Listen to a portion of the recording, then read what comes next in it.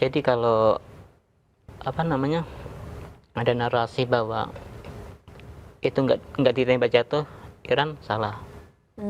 Karena Donald Trump sendiri sudah mengakui memang ditembak jatuh si jet tempur F-15 Strike Eagle itu.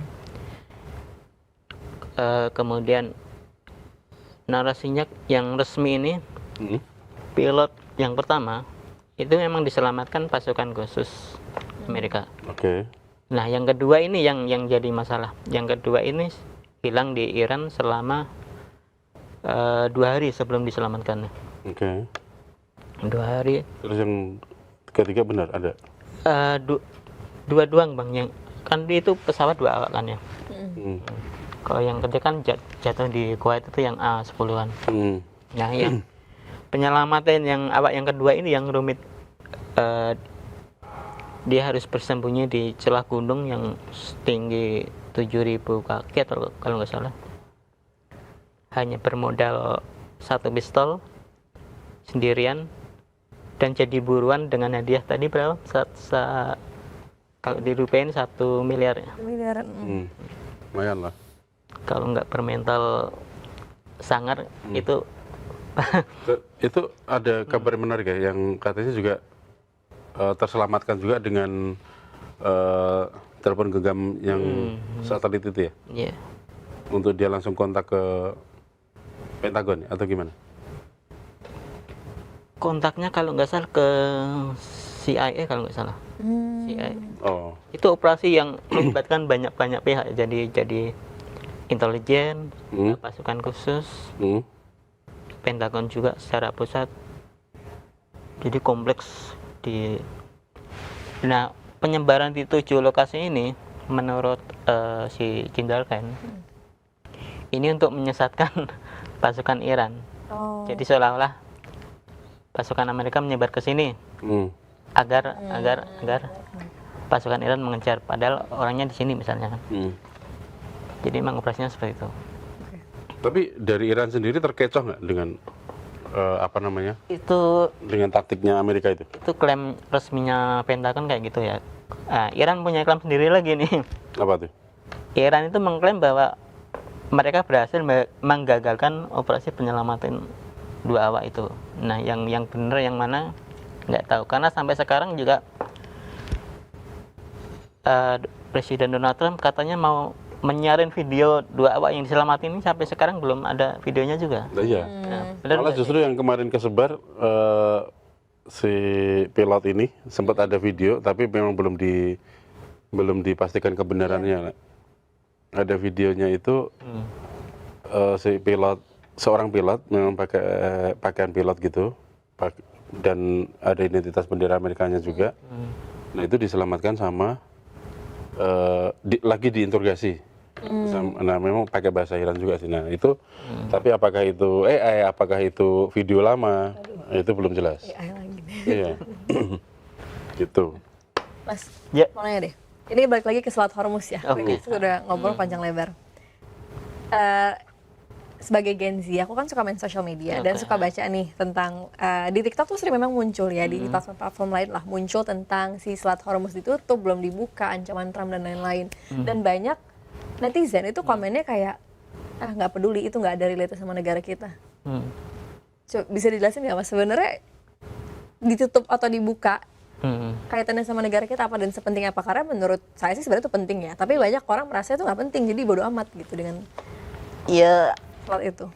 Sangat penting ya, karena Indonesia ini sebenarnya kalau kemarin Pak Bahlil bilang jatah energi kita berapa hari bang? 20 hari. 20 hari. Itu menurutku krisis ya. Iya. Ya, kita memang mampunya penyimpanan kita memang baru segitu. 21 gitu sebenarnya. Kalau dibilang nggak penting juga salah, karena kapal kita dua Pertamina Pret sama tadi yang Gorom Menso. Nah, yang Pertamina Pret aja membawa sekitar 2 juta barel. Itu penting. Kalau nggak penting bisa krisis beneran Indonesia. Si Bahlil aja ditugasin Pak Presiden Prabowo Subianto untuk mencari sumber baru di berbagai luar negara Teluk Persia. manapun. Itu belum ketemu ya? Belum. Hmm. Ya. Nah, terus kelanjutannya gimana? Nah, kemungkinan ya mengandalkan tadi ya terbukanya Selat Hormuz yang katanya ketua MUI siapa bang tadi Pak Kiai siapa? Kiai Holil. Oke, bentar kita lihat dulu ya. Ada satu VT dari Kiai Holil yang ngobrol sama Dubes Iran. Sebenarnya mengenai apa sih masalah kapal Pertamina itu masih tertahan di Hormuz. Selat Hormuz. Teluk Persianya malahan. Teluk Persia.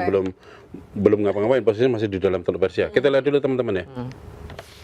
Saya tanyakan mengapa di Indonesia kapalnya belum bisa lewat di Hormuz, di Selat Hormuz. Apakah bisa dibantu demi kemanusiaan dan persahabatan kita yang akrab? Sebaiknya barangkali kalau boleh kita minta untuk kepentingan ya energi kita, kepentingan Indonesia hubungan baik dengan Iran bisa dibuka untuk Indonesia sebagaimana kepada tetangga kita di Malaysia.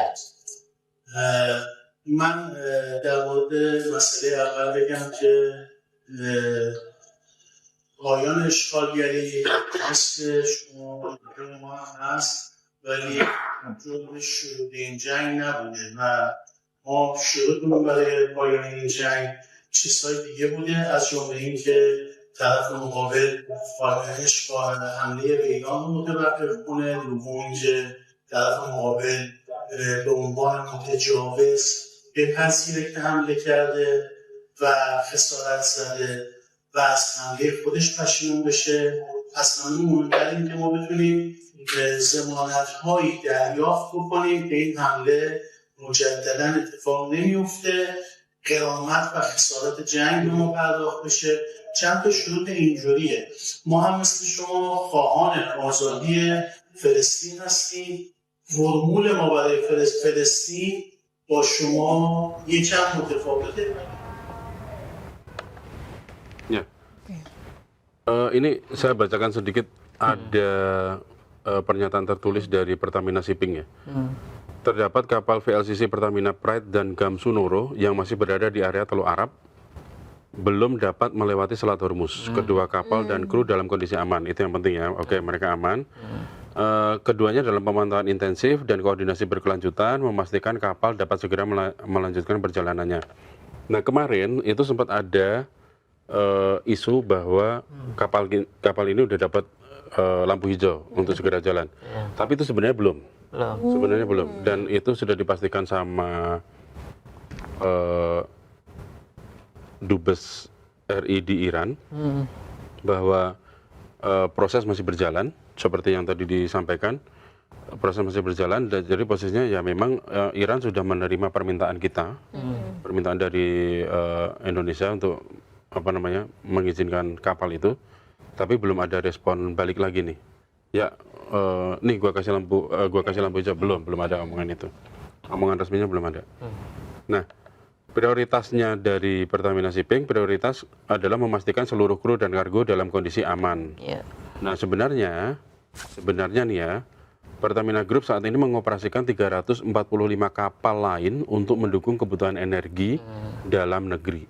Jadi kalau ini yang di dalam itu adalah 2, sebenarnya kalau kemarin pemerintah bilang oke, aman dan kita cari tempat lain untuk menggantikan yang 2 kapal ini. Nah, sebenarnya mungkin bisa gitu. Sebenarnya mungkin akan fine aja gitu. Karena ini ya kalau misalnya dari pernyataan ini ya, karena 2 kapal, satu kapal berapa? 2 juta barel. 2 juta barel. Satu kapal 2 juta barel. Sementara ini ada pernyataan lagi bahwa 2 kapal itu satunya memang untuk distribusi energi untuk masyarakat umum, tapi yang satu lagi, kapal satu lagi itu untuk third party, untuk pihak ketiganya Pertamina, entah itu siapa ya. Tapi jadi sebenarnya 2 kapal ini sebenarnya dalam, kalau pengertianku nih ya, menurut pendapatku, dua kapal ini sebenarnya udah nggak perlu dirisaukan lagi. Ya oke lah, masalah apa namanya, permintaan untuk segera diizinkan ya boleh. Tapi di sisi lain Pertamina dengan 345 kapal yang lain sebenarnya kalau misalnya langsung bisa mendapatkan penggantinya dari Teluk Persia mungkin masih aman. Itu yang ya Oke. kita amini omongan dari pihak pemerintah ya, Iya. karena yang menyatakan bahwa alhamdulillah kondisi energi kita tidak sesuai tidak sama dengan negara-negara tetangga yang sudah memasuki darurat ya, memasuki krisis. Pemerintah masih menyatakan stok kita masih aman ya, mudah-mudahan memang ke depan aman. Itu sih. Itu sih Sila. Kenapa baru inget kenapa netizen yang seumuran aku ya terutama Gen Z bilang itu agak nggak relate mereka dengan Selat Hormuz ditutup karena itu pemerintah ternyata berhasil kan BBM kita nggak naik harganya Ya. masih stabil. Nah jadi makanya kayaknya ya umumnya yang seumuran aku itu Gen Z ini akan berpikir kayak oh ya udah berarti nggak ada hubungannya Selat Hormuz toh kita aman-aman aja kan. Nah, Ya, memang. jadi nggak aware Tapi, gitu loh ya, Mas. sebenarnya kalau harusnya memang dipelajari lebih lanjut lagi untuk mengetahui sebenarnya ada relate-nya ya kan. Sebenarnya ada Terus ada topik hubungannya khusus sebenarnya. tentang awareness ini deh. Ya nggak naik karena ditalangi APBN. Nah, sebenarnya juga itu juga posisinya. Gitu. Ya, karena di saat negara lain banyak kan di media sosial kita bisa lihat negara lain ini naik apa semua naik, bahkan di Amerika tuh banyak loh orang-orang yang bikin video mereka stres gimana cara mereka berangkat kerja untuk bayar bensin mereka karena mereka Benar. semua Bukan- mahal gitu. Iya, di Australia kan Iya. sudah melakukan apa namanya? Menaikkan harga BBM di negara-negara tetangga kita juga sudah. Nah, alhamdulillah kita nih posisinya. Bahkan BBM apa namanya? Yang bersubsidi sampai 2026 paling enggak dipastikan tidak akan naik kan. Ya. Mudah-mudahan ya apa namanya? Energi kita tetap aman, semua apa namanya? Kita bisa menjaga kondisi ekonomi biar tetap berjalan gitu. Mudah-mudahan ya kita aminkan lah apa yang Kalau kita berangkat kerja diupayakan jalan kaki sama pemerintah ya. Mudah-mudahan jangan Kalau sampai kita yang jalan kaki berangkat kerja. tapi terkait itu tadi yang apa namanya Lala bilang di genset memang apa namanya ada Kurang aware. mungkin nggak aware dengan apa sih hubungannya Selat Hormuz dengan kita gitu. Nah mungkin kayaknya lebih baik jangan di ini ya apa mungkin jangan kebanyakan di TikTok doang, mungkin harus mampir ke Sindo News ya kan. Betul. Nah, gitu posisinya. Sindo News pasti akan lebih dalam Bisa lagi bahas mengungkapnya. lebih komprehensif biar Nah, paham. Di Indokomen ada Lala, gitu.